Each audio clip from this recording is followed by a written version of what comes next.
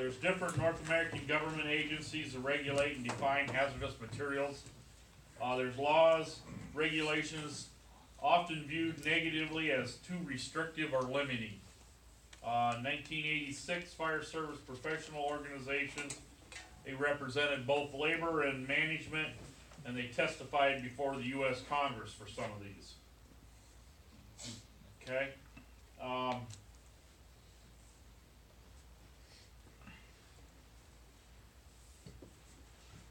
They requested inclusion of emergency responders in the provisions of the Superfund Amendment and Reauthorization Act. This is based on history of harmful, deadly incidents that affect emergency response in the communities. Like this one here, 500 people were killed, 3,000 injured when that ship blew up carrying ammonium nitrate fertilizer. So where else did they use ammonium nitrate fertilizer? Oklahoma City. Oklahoma City. Okay? So things that are supposed to be safe aren't always safe. Okay? Isn't that what's in tannerite? Isn't that ammonium? I believe so. Isn't that part of it That's part of it. I'm not real sure what it is, but anybody can go buy that off the shelf. well, ammonium nitrate is a fertilizer. Yeah. And what happens is you put diesel with it, fuel oil. That's what makes it bad. So, okay. There's 4 main federal agencies that regulate hazmat. The Department of Transportation, the DOT. They issue transportation regulations in Title 19, Code of Federal Regulations, and sometimes referred to hazardous material regulations. So this is all part of that. Environmental protection, the EPA, Department of Labor, Nuclear Regulatory Commission.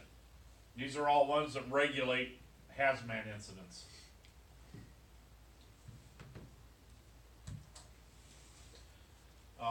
The DOT issues transportation regulations.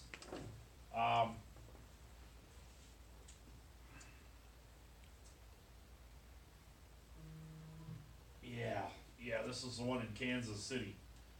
Anybody know the story on this one? Okay, this fire company responded to a construction site, and one of the shacks on the construction site was on fire. And just as they got up to it, they seen the placards on it, and it exploded. It killed them all. 50,000 pounds of ammonium nitrate, and this was in Kansas City. But I remember hearing that story. So, okay. What were they doing with it? They were doing some blasting in this construction site. But the whole thing was, the building was on fire, and they went up to investigate it. And just as it lit off, when they were told there was ammonium nitrate in it, they were trying to get out of there and it blew up. So, it addresses transportation of hazardous materials, all modes, whether it's in the air, highway, pipeline, rail, or water. The EPA sets national standards for environmental programs. They're responsible for researching, setting national standards for a variety of environmental programs. They issue legislation to protect the environment in Title 40 CFR.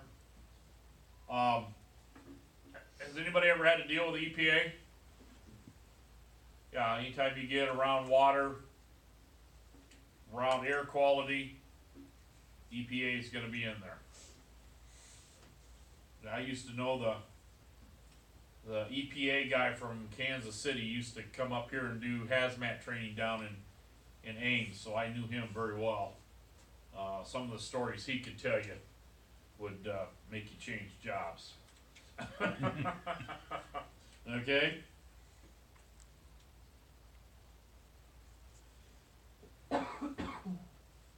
The Department of Labor, that's where OSHA comes in from. It's part of the Department of Labor issues with legislation relating to workers' safety. This is under Title 29.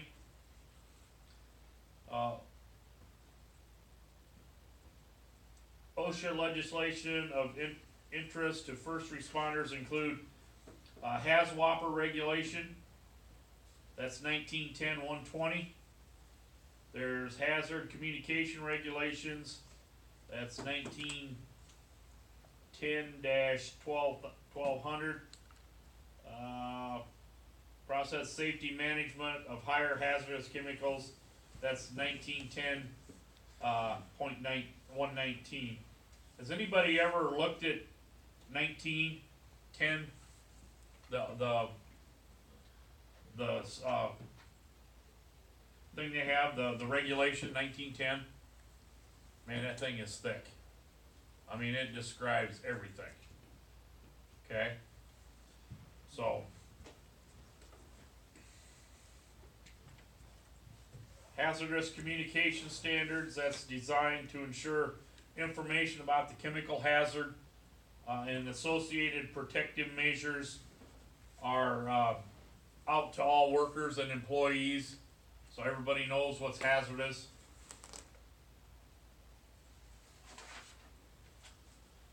Nuclear Regulatory Commission, that's a standard for protection against radiation.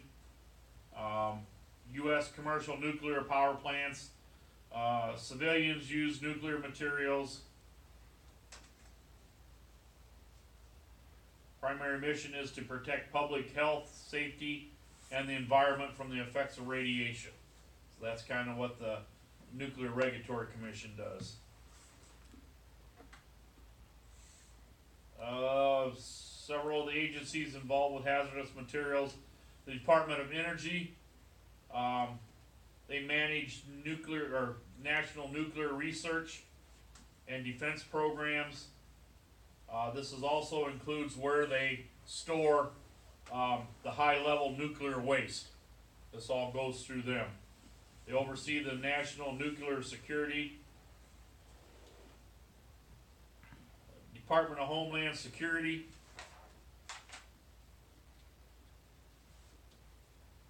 Prevent terrorist attack with the U.S. Reduce America's vulnerability to terrorism.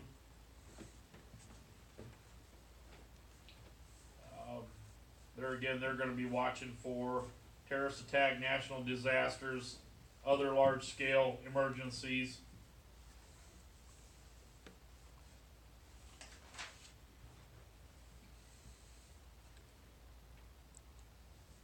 Department of Defense, Explosive Safety Board, that provides oversight for explosives and chemical agents. The development, manufacture, testing, maintenance, handling, transportation, and storage. That's all through them, all through the Department of Defense. Bureau of Alcohol, Tobacco, and Firearms, the ATF, Department of Treasury. They have the regulations relating to alcohol, tobacco products, firearms, explosives, and arsons. Do we ever see the ATF here? Yeah. For what? They were just in Winnebago raiding the cigarette place. Okay. What happens if a church burns down?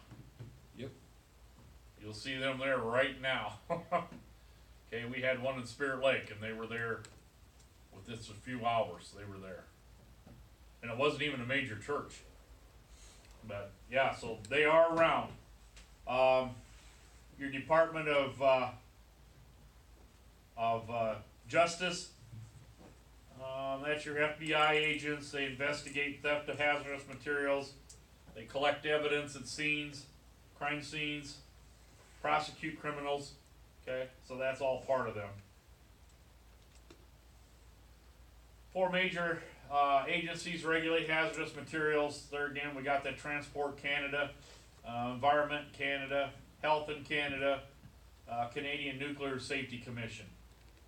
Now, you gotta remember that they actually can transport things down here and we can transport things up there, but it goes underneath each one of these regulatory systems. We also have, Mexican agencies, the Ministry of Communication and Transport, Ministry of Environmental and Natural Resources, and the Ministry of Labor and Social Welfare. That's their hazmat down in Mexico. That's who regulates down in Mexico.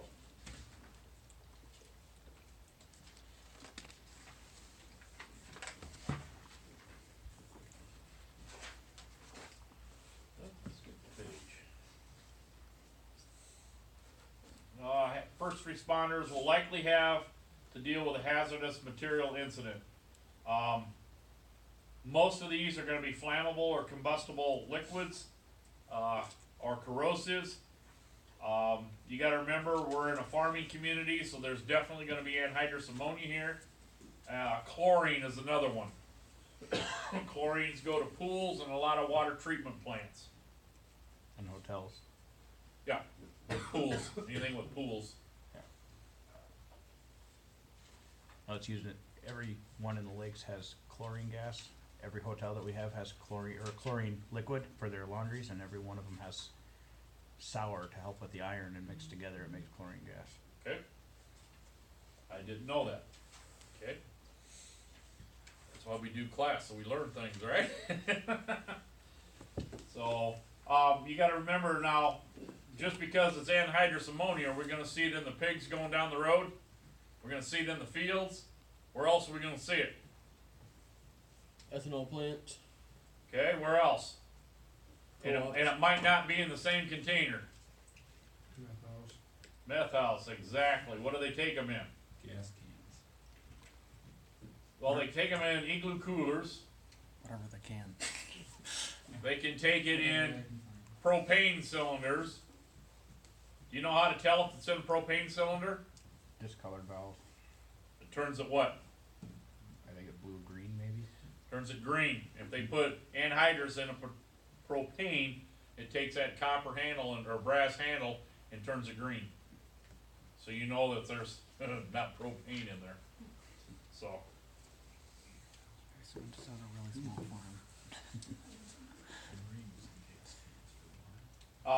This is probably where we're gonna see most of our hazmat stuff. It's gonna be some kind of a transportation accident.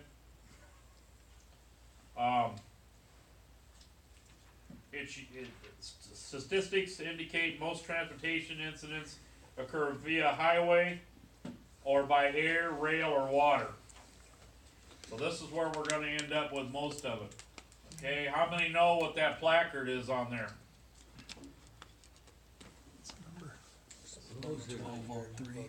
Right there, and it doesn't show up on stupid TV. Does anybody know what that number is right off?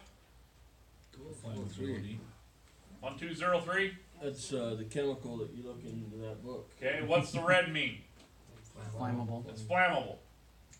Can't read the class, my glasses are bad. Is it 3? 1203, I think you'll look up, will be gasoline. Yes, Okay? What do you do? Alright. or motor spirits. Alright. Sounds like a ritzy gas station. What do you do, noise Okay, this isn't my computer. Just go out of it and click the left button The left. Just on the tap it. mouse pad. Just yeah. tap it. Yeah. There you go. Yeah, but we gotta get to the next. Oh, the next Oh, and next. presentation? Yeah. Oh, escape. On the. Alright. Now we gotta get to. Awareness, it's at the top there. That's the first chapter. That's the first. We're going to 2. Is that the one we want right there?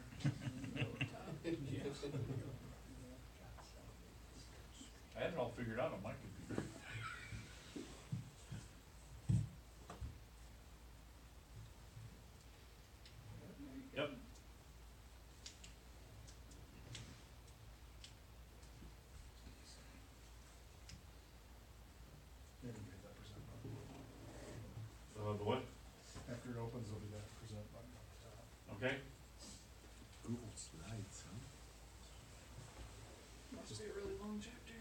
takes a while to convert it. What about this log? We gotta get to chapter 8. And now you hit present. Yep. Look at you, Mr. Techie. This is as far as it gets, let me tell you. You know, it was always great Here when, all night, just so you know. when I first started teaching stuff. It was an overhead projector. You throw the things on there, you talk about it, you throw it off, you throw a new one on. The only thing you ever had to worry about was the bulb burning out. And there was an extra one inside.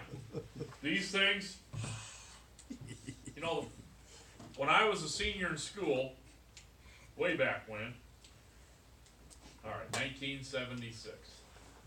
That was the first year Spirit Lake had a I watched computer you class, up in the sky. and that's when you punched the holes in the cards. And I sat there and I did that and I go, this is stupid.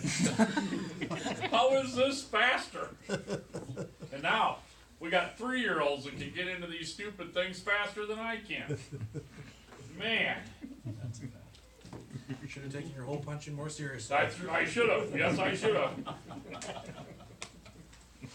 Got one grandson out in Lake Havasu. He wants to come out and take over my business. I'm an electrical contractor. And I said, you just stay the hell out there, learn the computer, and you go out and do an office job with a computer. You'll be a lot further ahead, and your body won't go to heck on you. So, okay, I don't think we need to restate all 7 of those again, do we? You have an opinion? Do we? I was gonna say, if you wanna waste your breath.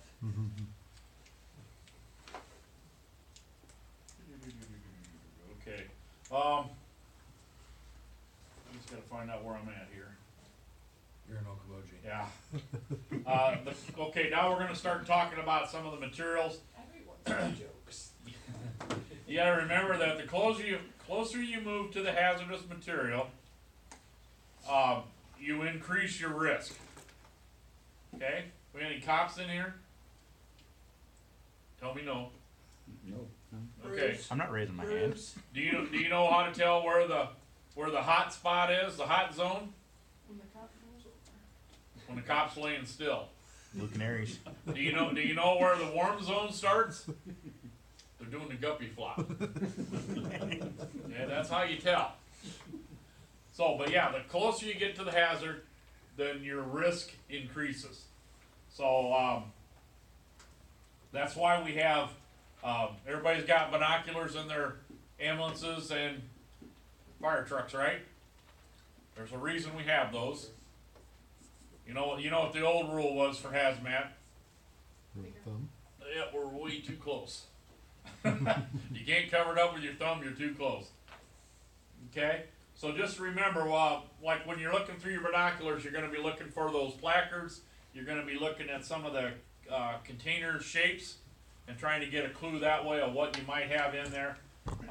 If you get any closer, you're gonna start monitoring and seeing what you have. If it picks up on the meter.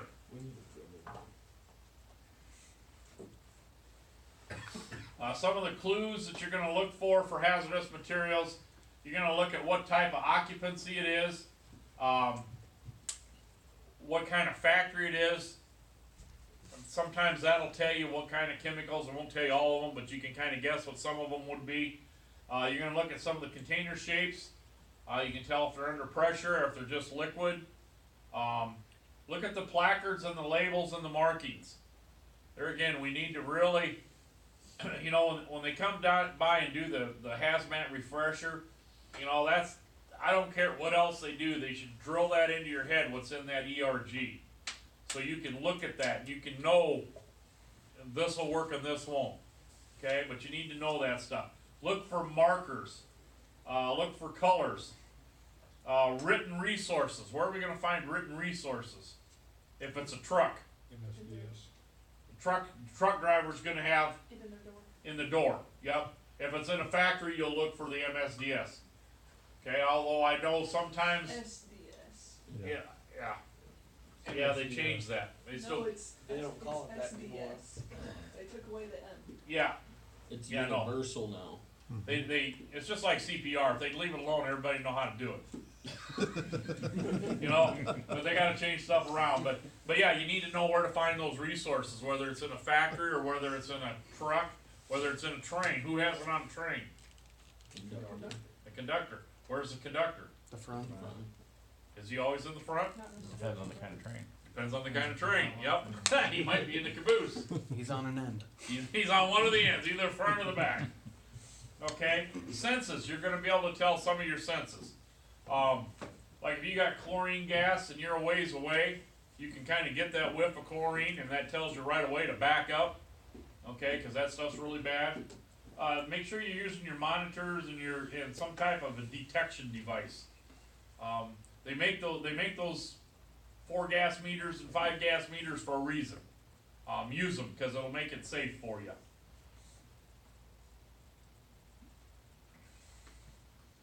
Sometimes when we have mixed loads, sometimes there won't be placards for everything that's in there. A lot of that stuff has to have so much before you have to placard it. Okay? And of course there's some things that doesn't matter how much you gotta placard it. But sometimes we have mixed load. I don't know about you, but I don't know what's in that big cylinder. But I just can't imagine that rolling around inside there. Especially with the cylinders over here. And there's more behind them. And more behind them. Stopping, starting, rolling sideways. What if you break a couple of those? Are they gonna be compatible? You open that door and you got green smoke coming out, what do? Close the door. Close the door and run like hell. You know, that's the ones that have the shirt that says, I'm a hazmat tech, if you see me running, try to keep up. Alright?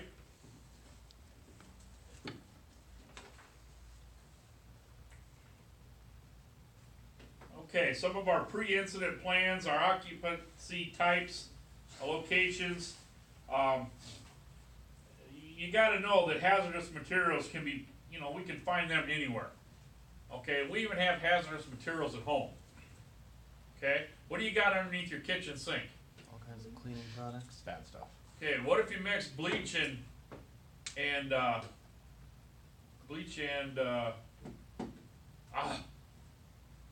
it's a cleaner. Drano? Or Toilet bowl cleaner? God, I just had it, man, this has been a long day. Comment? Ammonia? Ammonia. You mix bleach and ammonia, what do you get? Isn't it Chlorine cyanide? off. Bad stuff. Bad stuff. You can't get out of the house fast enough. Okay, and what's every wife do that can't get this spot off? Mixes them together. Okay? So just remember, some of that stuff is everywhere. Okay? Not all locations or occupancy are as obvious as a local chemical manufacturing plant.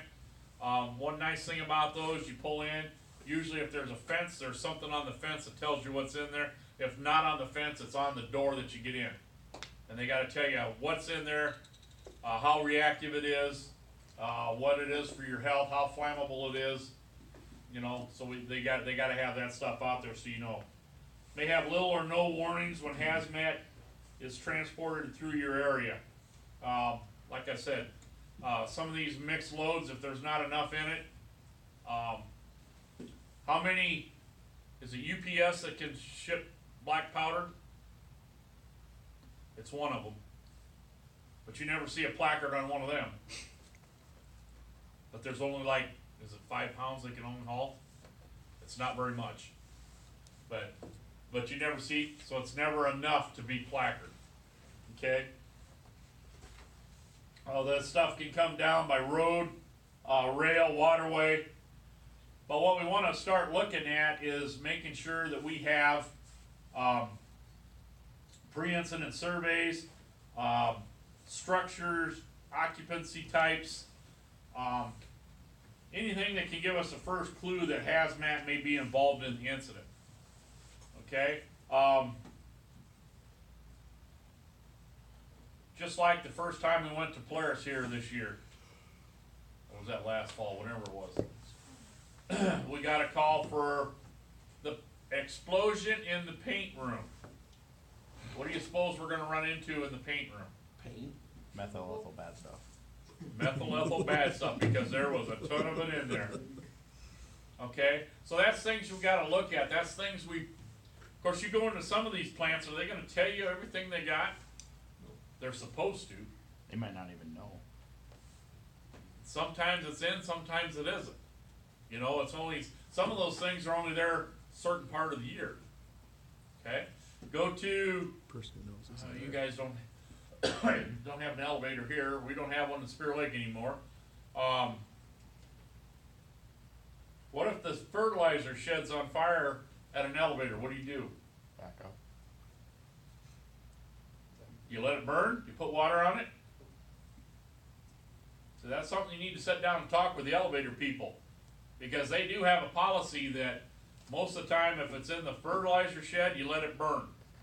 Because it's less damage to the environment to let it burn than to dump all that water on and spread it all around. So that's just what they're talking about here, is just getting some of those pre-plans and understand what they want.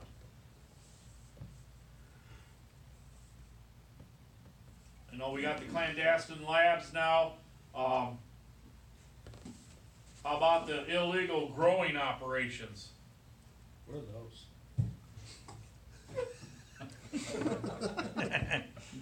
Oh man, I wish I had the video. I don't know if you guys have seen it on YouTube. They had a fire, they had a growing operation in the attic of this house, and this fireman comes out and he's got his stuff kind of done, and I breathed in so much smoke. Have you seen it? But that's stuff around here that we could run into, you know? So we gotta just watch what we're doing, okay?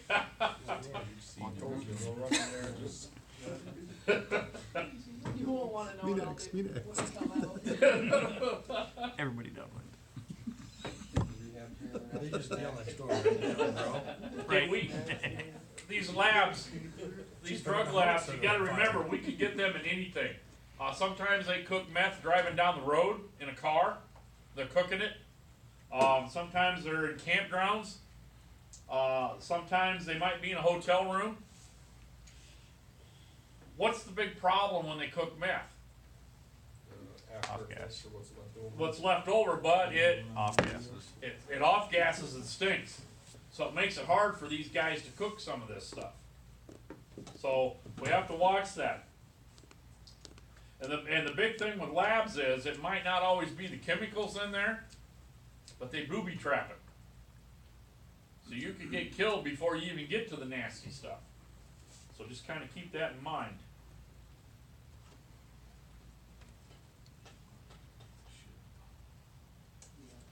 Okay, well, getting back to our pre-plans. As hazardous incidents can be quite violent, first responders need to make decisions quickly and accurately. Okay, so if you don't know what's in there, how can we do something quickly and accurately? That's where we need to go in there and sit down and do a pre-plan. Find out what they got in there. How many people do they have in there at one time? I was down to Lamar's last weekend, talking to the fire chief down there. And just take Lamar's.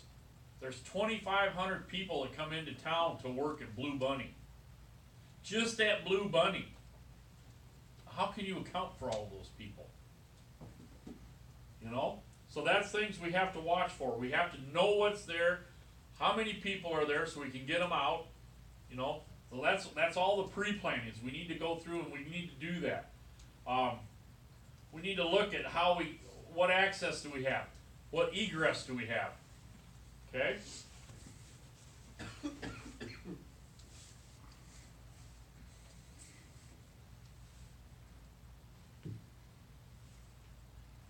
When we pre-plan something, we have a pre-plan survey, exposures such as people, property, environment, hazmat types, how much do they have on site? Okay? What's the danger? What's the locations? Site characteristics. What's it like inside? Can we move around inside? Is there a bunch of machines we have to move around? Or not move around, go around the machines? Possible access, egress. We found that out at Polaris the other day because the guys went the wrong way. They went to the left instead of the right when we went in that second door, and the coupling kept hooking on that railing. So one guy had to keep running back and unhooking the coupling so we could slide the hose in farther. So we want to look at that, and we want to make sure how easy it is to get in and out. We need to know a 24-hour telephone number so we can get a hold of who's ever in charge. We talked about the occupancy in it. We need to plan for ongoing process that includes reviewing surveys. So once we do a survey, we don't just stay with it. We go there and we make sure that it hasn't changed. They haven't changed companies. They haven't changed the layout. Okay. We want to update it. They're not always, surveys are not always accurate. You go into pure fishing, and there's a certain area that you cannot go in. Did you know that? Try to go in Polaris when the new bikes are coming out. You won't get in. Okay?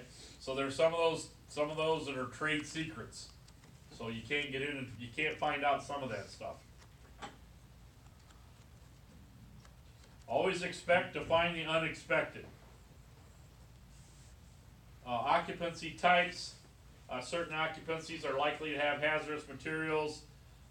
We could have fuel storage facilities, gas service stations, convenience stores, paint supply stores, plant nurseries, garden centers, agricultural facilities, pest control, lawn care companies, medical facilities, photo processing, dry cleaners, plastic and high technology factories, metal plating businesses. We could have hardware stores, grocery stores, certain department stores.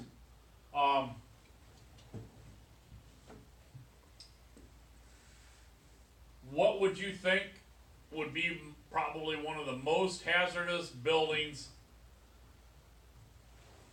around Spirit Lake? Walmart, Why? all the different chemicals. And There is everything in there. There's cleaners, there's paints, there's thinners. Gunpowder. Yeah, there's chemicals out in the garden center.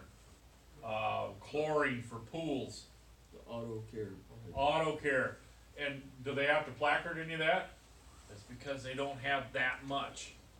They don't have to. It's gotta be a certain amount. But just think how hazardous that would be.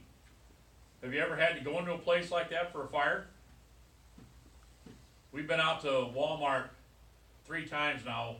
They have a sprinkler system in the freezer. I don't know whatever catches on fire in the freezer, but they got a sprinkler in the freezer.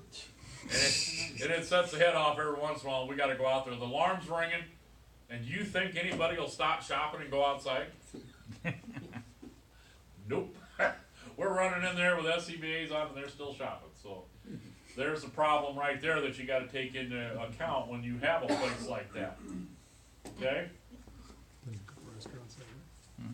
Restaurants where Yeah. people can buy them. They're not even there. Don't mind me. We have chemistry labs, any educational facilities, like high schools. I know a while back they tried to clean out some of the old chemicals that were in some of those labs. They had a special program to get some of those chemicals out of those labs because they don't use them anymore. Some of them can be pretty bad, especially if you had any peroxides or anything. Once the peroxide dries, some of that stuff, if you open the lid on the jar and it's crystallized, it can blow up. So we're trying to get all that stuff out of the high school labs. Some of it's been there for years and never been touched, but they just need to get some of it out of there and get it out of there safely. So there was a big push few years back to get that all cleaned out, and I'm pretty sure they probably got it done by now. How about lumber yards? Look at the fire load in a lumber yard. Look at the fire load that would be in Menards inside. They keep lumber inside, they keep paints inside, all of that stuff inside. Oh, carpet? Carpet, tile, wood floors, all the plant stuff, PVCs, Batteries and batteries, yep. So just remember, you know, we might think we got it made with just a couple little buildings, but you look at some of these big things. How about feed and farm stores? They're gonna, yeah, look at the stuff Baumgars has got in it. We got called out there the other day to smell propane. We tore the place apart and find out that somebody set a cylinder outside the door and it was cracked open. And it was bleeding through the building. Took a while to find it. And people kept shopping. That So- happened to us on a fire call. We got a call. We're on a fire call and got a call for a propane leak at the gas station, and somebody put their empty cylinders in there with the knobs open. When they laid them in there, you know, then whatever was left in there. We went out to one of the lake things, developments, and that's when our old chief was on. He worked for the gas company, and we went out. We got this problem figured out, and then all of a sudden, there's 3 or 4 more neighbors calling and saying they could smell gas. Well, they don't have gas out there; it's all propane. And we found out his trailer with his captain in it was leaking. That's what everybody was smelling. Hey, get out of here, man. Get out of here. Get that trailer out of here. So, veterinary clinics. Look at the stuff we're gonna have there. Paint shops, warehouses, industrial, and utility plants. Here's some chemical storage. This is your feed farms. Port shipping facilities, treatment storage disposal facilities. How about abandoned facilities? They might have contained or used hazardous materials before they abandoned it. There was a place, this doctor bought this house and was gonna move his clinic into it. Or not a house, it was an office building. There was a basement, and there was a whole bunch of old stuff down in the basement. He told the secretary to, before they moved in, go down and clean it out. And she did the smart thing. She looked at it and went and got the hazmat team and said, what do we need to do with this? And they evacuated 2 blocks and then took the stuff out. Okay? So even if it was there, it might still be there. Okay? So if you see a jar, don't just go crack the top on it. Okay? Big box retail stores, we talked about that. How about military installations? They got the good stuff there. They got the good stuff in there, so The National Guard sites, do they keep much in those? I don't know. I got a couple guards on the department. I should ask him. Lance, do you know what they? They ain't gonna have like squat for animals, they'll have basic cleaning supplies. I don't suppose they Well, get any of the if good it's stuff. a mech unit, then they'll might have stuff for that, but I don't suppose till they get sent out. They probably don't get the good stuff till they get sent out. So Sioux City, I mean, they got, I guess that's more of the airport for the they're air. probably responding to the airport for a terrorist attack there, so they would Yeah, potentially have more than that, but like Lamar's or Shelton, I mean, they didn't have diddly squat down there. okay, so if we see a building like this, a lot of times that that indicates some type of a laboratory because they got exhaust coming out. They got the stacks.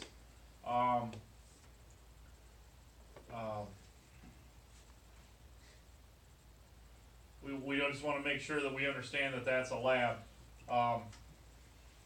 There's some of our residential stuff. They got these backwards. How do you like that? We talked about that stuff under your sink. drain cleaners, pesticides, fertilizers.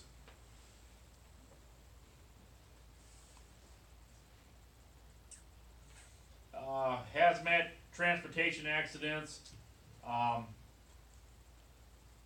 may be more likely to occur in certain areas. Places where hazmat is transferred, handled, are likely locations, hazmat accidents including, okay, so if we're at like the ports, docks or piers, railroad sidings, airplane hangars, truck terminals, that's where we're gonna see a lot of accidents happening. How would you like to work in a place like that you gotta go get the crate and put on the ship? Or get it off the ship and put it somewhere for somebody else to take? You know, there could be a lot of stuff in some of those shipping containers. We need to look at local law enforcement. We need to identify and determine potential problems. Each transportation mode has particular locations where accidents may occur more frequently. Roadway, we usually have designated truck routes, so usually the trucks aren't running right downtown. Usually the truck routes will take you around the town. Might have some blind intersections, poorly marked, poorly engineered intersections. That's gotta be for Spirit Lake. Areas frequently congested by traffic. When we talk about blind intersections, where do we have blind intersections around here? Country. Like every fall in the country when the corn's tall? Or this winter when we have a lot of snow built up. Snow built up, you can't see it until you're right there. So that's some of the blind corners. Heavily traveled roads, sharp turns, steep grades, highway interchanges, ramps, bridges, tunnels. Railroad bridges and trestles, that's a good place for hazmat incident.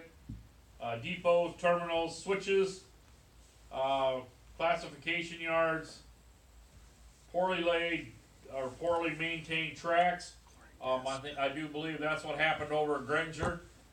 They had some poorly upkept track system. I think that's why that train went in the drink over there. Well, Dune, they had the bridge, or the railroad tracks washed out, and the train cars go down there. Yep, yeah, they did that. Steep grades, severe curves, shunt sidings, uncontrolled crossings, bridge trestles, tunnels. You can live in Spirit Lake. We don't have one piece of rail in our territory.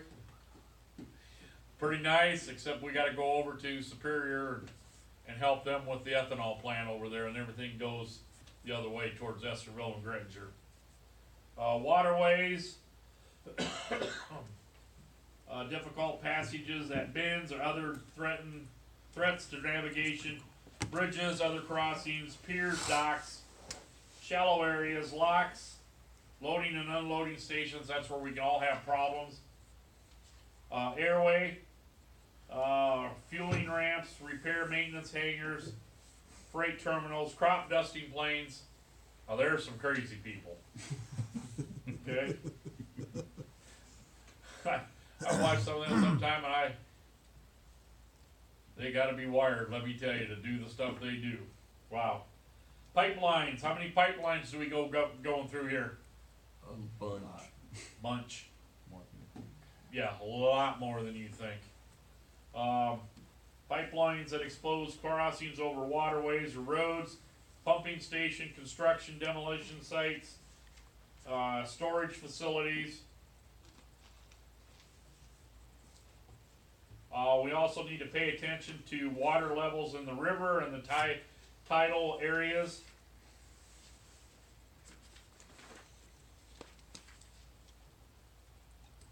If the tide's up, it affects the clearance under bridges, so sometimes that might be a problem. Bridges may also have pipelines, water mains, gas lines, other things attached to them. So if something happens to that bridge, that happens to that piping that's attached to it. Low-lying areas, we get flooded. It seems like We've had a 100-year flood here about every year for the last 10 years. So we end up with all these low-lying areas. I remember the first time Big Spirit flooded that I can remember. I can remember going out to all the big resort that used to be on the east side, the Templar Park. And we drove back in there and we had nothing but propane cylinders floating all over the place that had broke off the cabins. There was enough water back there that it brought the propane cylinders up.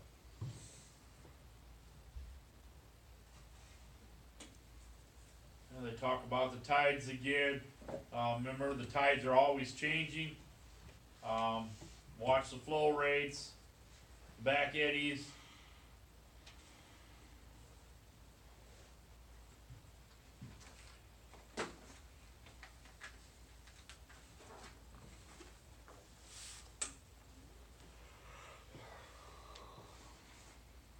Okay,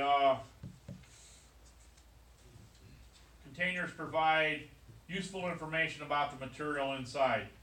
Okay, the presence of certain storage vessels, tanks, containers, packages, or vehicles can confirm presence of hazardous materials. Like I said, if you see the rounded ends on cylinders, that's usually compressed. Okay. It's important to recognize shapes of different containers, packages in which hazardous materials are stored and transported.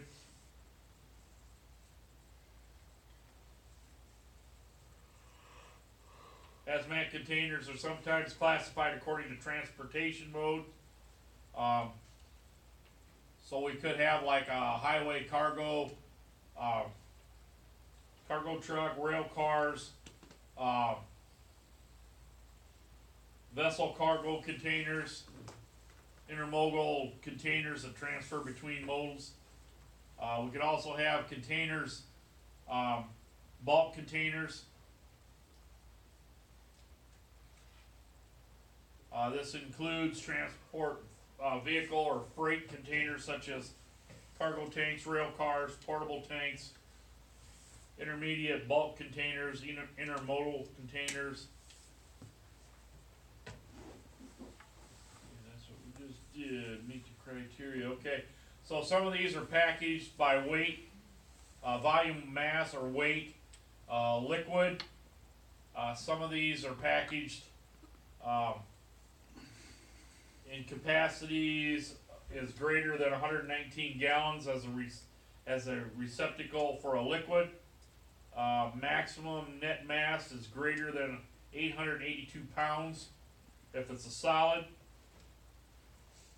Water capacity is 1,001 pounds. Okay, that's some of the gas can fit into that if it'll hold that much water.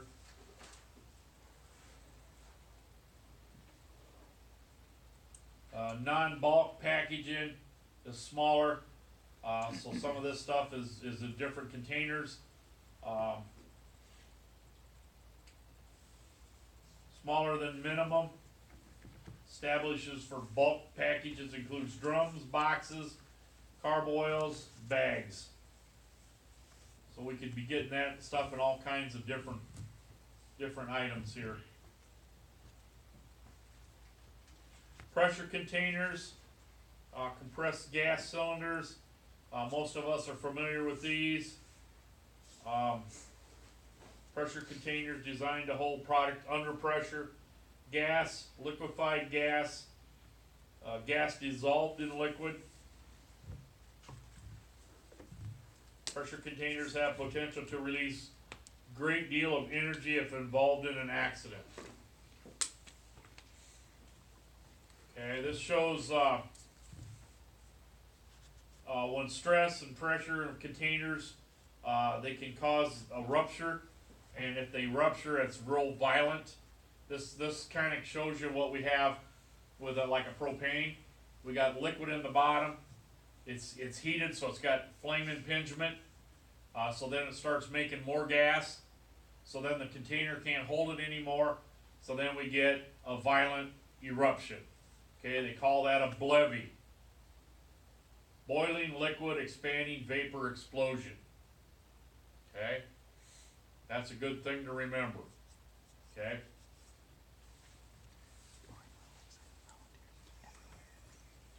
Let's see, what else do they call that? Blast leveling everything very effectively. What was it- what was Remember yours? the other one, cause that's the one that might be on the test. What? Boiling liquid expanding vapor explosion. Blows Okay. little excited volunteers everywhere. You can come up with 1,000 of them. Pressurized gas will expand rapidly if released into the environment. You may not be able to see the contents of a pressure container is leaking, or where it's leaking, where it might be going. Like I said, some of this stuff is colorless, so we have to evacuate, find out the wind, all of that stuff. So.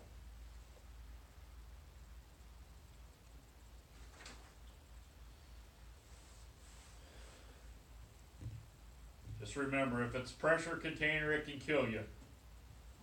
You know, we need to, as responders, your job is to stop and stop others, isolate, deny entry. Okay, because we need to keep people out of that area if something's gonna happen with one of those. Damage or stress by heat or flames, pressure containers may explode.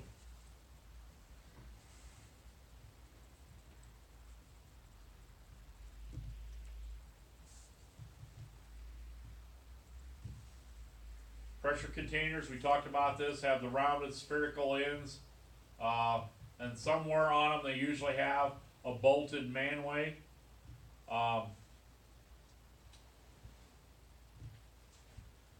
Bolted protective housing, pressure relief device, and pressure gauges. Watch a propane truck when he stops at a stop sign sometime. The gauge is on the back like this, and when they stop, and you can see the stuff move inside the container. You can watch the gauge move back and forth as the liquid rocks in there, okay? But there again, just watch for those rounded ends.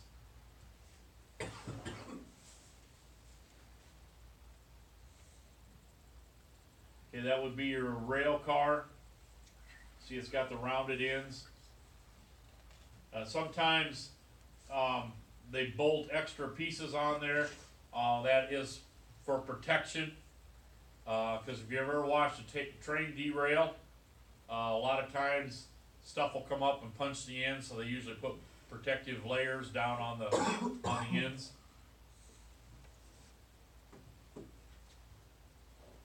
There's your pressure relief valves. They have to have so many for so big a tank.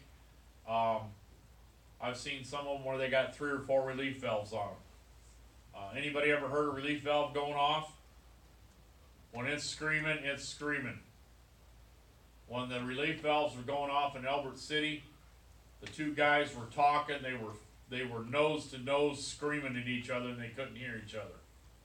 That should have told them right then that they needed, well, that's actually what he was trying to do, was get everybody out of there. And that's when the container failed.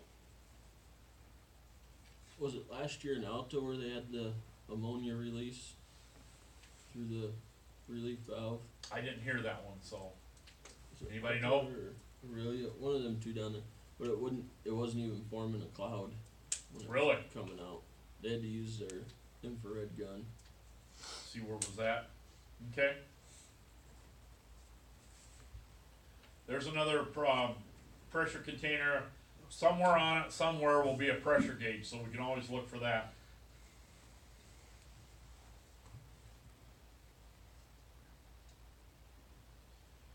Pressure containers vary.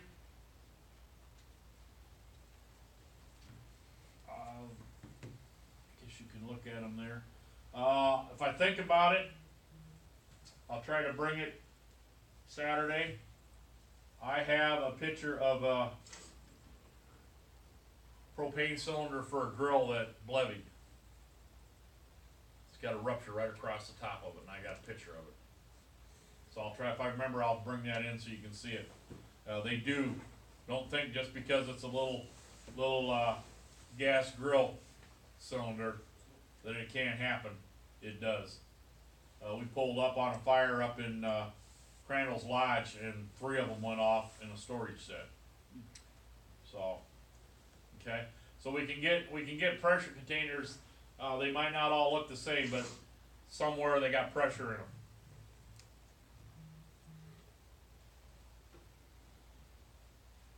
Cryogenic containers designed to store and transport cryogenics.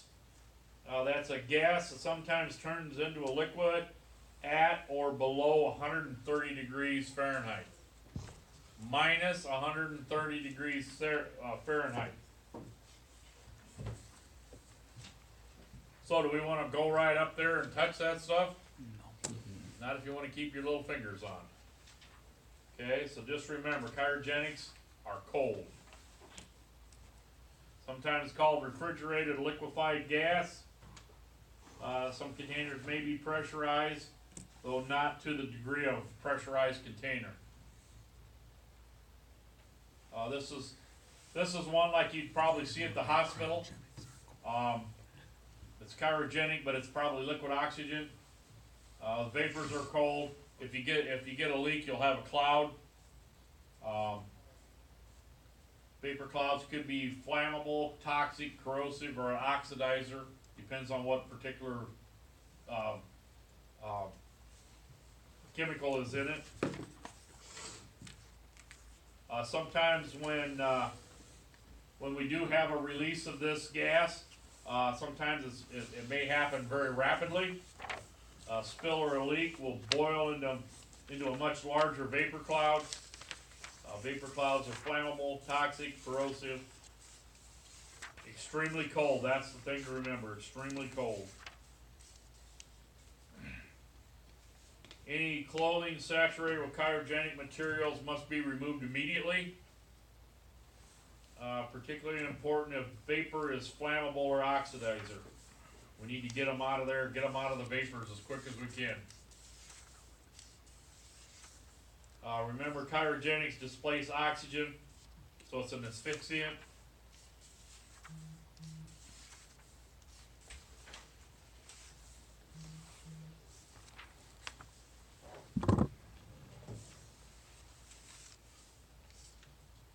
Yeah, some of the cryogenics, we have liquid oxygen, liquid nitrogen, helium, hydrogen, argon, liquefied natural gas. The picture at the bottom there, that's what, if you see some of those sitting around, that's a pretty good clue that that's a cryogenic. It's got the ring around the top.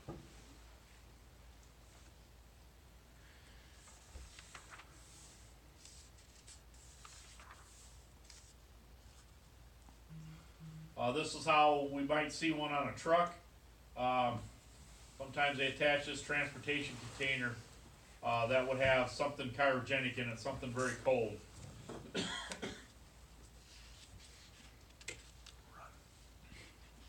Here's just some different types of cryogenic containers. The semis there, the highway cargo trucks, you see them go through the lakes here pretty much. The fixed facility, you can see that at LRH, they got one sitting out back. The cylinders, The fair, that frozen at the they got nitrogen. nitrogen Yep. ice cream or whatever. Yep. And isn't some of that for some of the soda pops too? Don't they put, they got a container, something like that out at some of the, like Burger King and stuff. I don't know what they would use that for, maybe it's something else. That's usually just CO2. That's CO2, that's cold, but it's not that cold. Well, they might just use the same type of cylinder or something for that.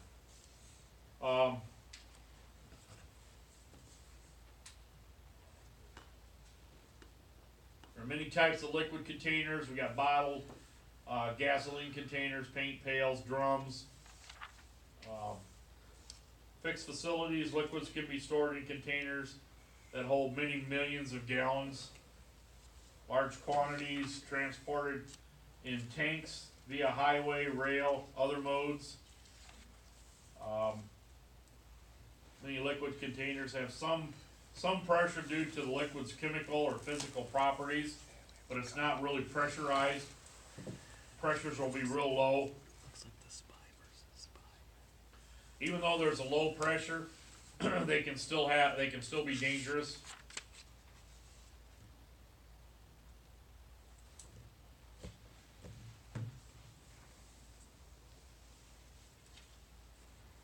And even though we have liquid containers that hold a lot of different contents, they still have a variety of hazards.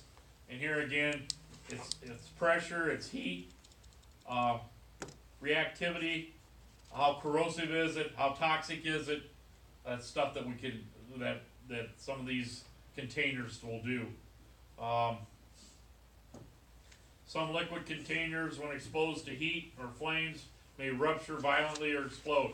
And we call that a what? Levy. Levy. Okay, we just talked about that. Low amounts of pressure, we talked about that. Okay. Some of the clues for liquid containers, they're flat, ends on the tanks, access hatches secured with easily removable latching devices, low pressure rail cars. They might have multiple fittings visible on top. Flexible bladders filled with liquids. Highway cargo tanks have an oval, upside down horseshoe shape. You can see that on the back of the semi trailers.